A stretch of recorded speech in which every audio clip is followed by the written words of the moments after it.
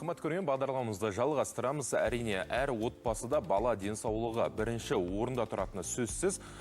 Осы тақырыпта бала денсаулығы бойынша көптеген сұрақтардың жауабын алу үшін студиямызға арнайы қонақ келіп жайғасты. Таныс болыңыздар, логопед, дефектолог Жұлдыз Байбала. Қайырлы таң. Студиямызға қош келдіңіз. Рахмет шақырғандарыңызға. Енді Жұлдыз ханым, жаңада айтып өттік, әрине әрбір ата-ана үшін баланың денсаулығы, баланың өсіп өнуі ең маңызды рөл атқарады. Бірақ та дәл қазіргі таңда енді көптеген балаларда тілдің өте кеш шығуы деп айтып жатамыз ғой. Осындай мәселелер туындап жатыр. Оның негізгі себебі қандай? Негізгі ең бірінші себеп ол анасының жүктілік кезінде. Яғни жүктілік кезінде қатты токсикоз болуы, немесе қатты ауруы, оның барлығы әсер етеді. Және анасының босану кезінде баланың қысылып туылуы, немесе үлкен салмақта, немесе кіші, яғни кезеңіне жетпей ерте босанып жатады ғой, соның барлығы балаға әсер етеді. Одан соң бала туылғаннан кейін басын көтеруін, аунауы, отыруы, еңбектеуі, жүруі, оның барлығы баланың уақытылы болып жатыр ма? Соның ата-ана ең бірінші соған назар аудару керек. Егер оның барлығы уақытылы болмай жатса, яғни дабыл қағу керек, міндетті түрде. Енді бұл мәселелер дәл қазіргі таңда белең алды ма? Әлде бұған дейін де біз туылған кездерде дәл осындай мәселе болған ба, немесе қалай? Бұрында онда көп кездеспеген. Қазіргі мен жұмыс тәжірибем барысында жылдан жылға көбейіп бара жатыр. Себебі жүктілік кезінде, қайтадан оралсақ, жүктілік кезінде ананың баяу қозғалуы. Яғни, ой, мен жүктімін деп көп ата-аналар жата береді. Ол дұрыс емес. Ата-ана қозғалу керек, таза ауамен демалу керек. Қоршаған ортаға, таза ауаға көп бейімделу керек. Тек жата береді. Өйткені ата-аналардың қазір көбісі жұмысы отыру, машина айдау. Сондықтан ата-ана қозғалмағаннан кейін жатыр ішінде бала дұрыс дамымайды. Сондықтан қазіргі балалар өте көп сондай дәрежеде шалдығады. Енді бала туылған кезде бұл белгілерін байқай бермейді, бір жастан аса байқайды. Дегенмен осы бала негізгі тілі шығуы қанша жаста және қай уақытта басталады? Бала негізі туылғаннан кейін жаңағыдай 2 айда уілдейді. Одан кейін 6 айдан бастап бала лепт етеді дейді ғой. Бала жақын адамға қарай эмоция білдіру керек. Жақын адам келгенде қуану керек. Жақын адамдармен байланысқа түсу керек. Ойыншыға келсе қуану керек. Ал ол этаптан өтіп кетсе, уже балада қиындық туындайды. Көп ата-аналар айтады, дамып келе жатып, дамымай қалды. Ондай болмайды. Бала бір қалыпты дамиды. Тоқтап қалу деген нәрсе жоқ. Сондықтан баланың даму процесін, яғни ұсақ моторикасының дамуын бақылау керек. Әр мелкіға, яғни әр ұсақ дамуына назар аудару керек. Яғни сұқ-сақ-сақтың уақытылы шығуы, указательный жест дейміз ғой, дұрыс отыруы, дұрыс еңбектеуі, дұрыс жүруі, соның бәріне назар аудару керек. Егер сол этаптан өтіп кетсек, бала кеш сөйлейді. Негізі бала 1 жаста кемінде 5 сөз сөйлеу керек. Сосын жануарларға еліктеу керек. Машиналарға елік, о, бип-бип, о, аф-аф. Яғни біз, мысалы, далаға баламен серуендеуге шығады ғой ата-ана. Көбінесе коляскаға отырып қойды, міне, болды.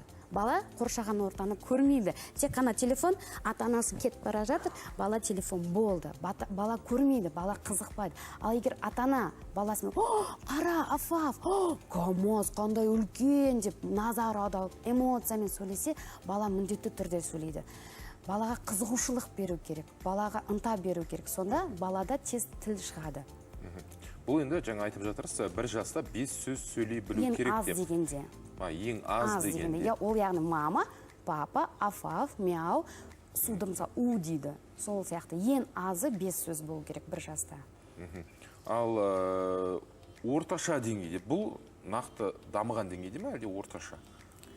Енді шыны керек, 1 жас 5 айлық балалар бар, бірақ та әлі де мама, папа деген сөзді айта алмайды. Бұған не себеп? Бұғанда тура жаңағыдай телефон. Басынан көбінесе ата-аналар телефон береді. Балам тыныш отырсын, мен тамақ істеп алайын. Балам тыныш отырсын, мен үй жинап алайын деген сияқты назар аудармаймыз біз. Далаға шыққанда да қайтадан телефон береміз. Неге біз баламен сөйлеспейміз? Неге біз баламен ойын ойнамаймыз? Неге біз баламен эмоция білдірмейміз? Неге көңіл күйді білдірмейміз? Сол сияқты ғой. Соны ата-ана сол моментті жіберіп алады, бала содан кейін сөйлемейді. Мен лучше телефон үндемей көре салайын. Мамамен ойнамай қояйын, далаға қарамай қояйын деген сияқты. Ынта болмайды. Енді рас қазіргі заманда таңның атысы, кештің батысы ата-ана жұмыс барысымен қол босамай жатады. Енді осы тұста сіз өзіңіздің жұмысыңызға тоқталып өтіңізші. 1 жастағы балаларға қандай көмек бере аласыздар? Егер бала келеді, мысалы бала түсінеді, бірақ сөйлемейді. Жаңағыдай 1,5 жастағы бала келеді, бірақ сөйлемейді. Мама деп айтпайды, папа деп айтпайды. Біз онымен баланы ынталандырамыз. Яғни оған сөйлеуге мүмкіндік береміз. Мысалы ата-аналарымызды: "О, ата, жүр, топ." Бала қайталамайды емес, қайталайды. Балаға ойнау керек. Яғни баланың қай дәрежеде тұрған бақылап, сол дәрежеге түсу керек. Маман ретінде емес, баланың дәрежесімен бала сияқты ойнау керек. Сонда балаға сөйлеуге ынталандырса, бала сөйлейді міндетті түрде. Неге қазір алып келген барлық ойыншықтар осы баланың тілінің шығуына, эмоциясын көрсетуге арналған ойыншықтар, иә? Мысалы бала туылғаннан кейін 6 айдан бастап тамақ жей бастайды. Бір жаста тісі толық шыққаннан кейін бала шайнай бастайды. Егер мысалы айтамыз, баланың аузында каша болып жатыр, сөйлеген анық емес, не істесем болады. Ол яғни шайнау процесі дұрыс болмағандықтан біз оған логопедиялық массаж жасаймыз.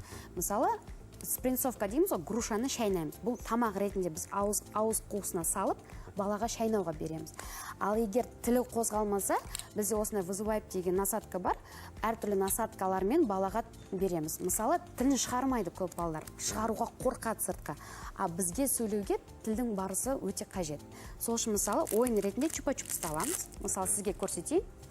Бұл вызывайып кішкене дірілді береді. Балаға ойын ретінде қара. Тіліңді шығара қойшы, бірінші ұстатамыз балаға. Қара. Ух ты, қандай күшті, е? Енді тілді шығарамыз. Тілге балаға массаж жасаймыз, қатырап. Міне қара, вау, тәтті ма?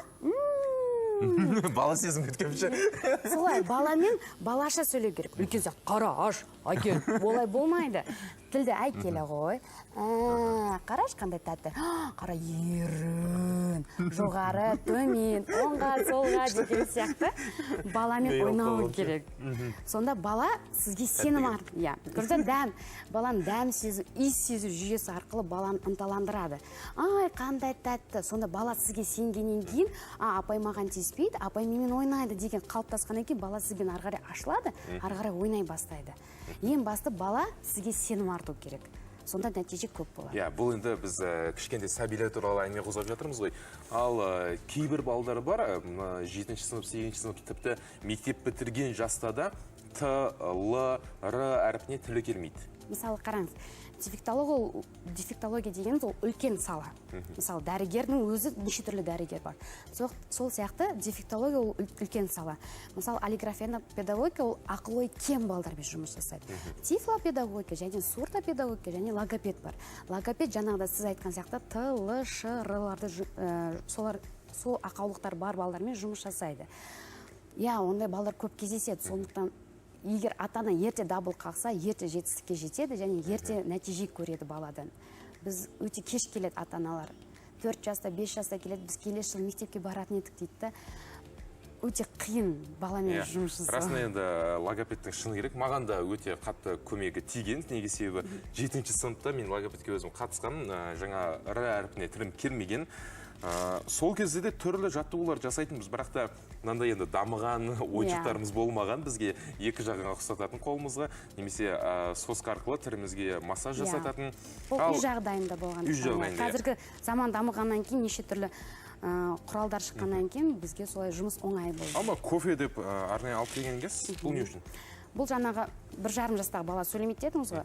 Балаға ең бірінші екі буынды сөзді үйретеміз. Мысалы, кофе, екі буын. Балаға аштырамыз, аш. Иске, қандай ис. Қонса, ис сезу жүйесі арқылы ми бөліктерін оятамыз. Сосын балаға ұстатқызамыз. Ұста, ішіне қолыңызды салыңыз. Ізде, не бар ішінде? Тактильді сезу жүйесі арқылы. Не таптың сен? Сіз айтасыз, суретте не тапқанын бала айту керек. Мысалы қараң, мама, Енді бір жастағы балалар бұны біле ма? Негізі қалыпты деңгейдегі бала білу керек. Егер ата-ана уақытылы үй жұмысына жасаса, бала біледі. Онда мен ата-ана ретінде дұрыс жұмыс жасамай жүрген сияқтымын. Білмедім, мен ғылым. Көрді, бұл жерде бір тапсырма ретінде, мысалы сіз кофені аласыз ғой, бір кофеден сіз не дамытасыз? Иіс сезу жүйесі, тактильді сіз сездіңіз, іздедіңіз, яғни сіз концентрация внимания дейді ғой, сіз зейініңізді аудардыңыз. Көп балдарда ол нәрсе жоқ. Алады, шашады, алады, сізге қарай лақтырады, немесе отыра береді. Ал енді маған ең қызығы болып тұрған расында мына бір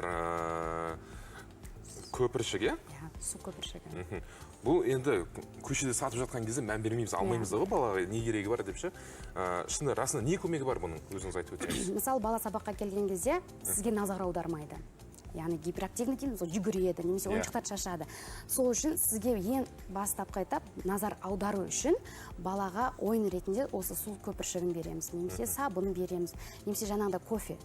Бірден иіс келеді ғой, кофені береміз. Сонда бала назар сізге аудару керек. Бала сізге мен сияқты көзбе-көз қарау керек.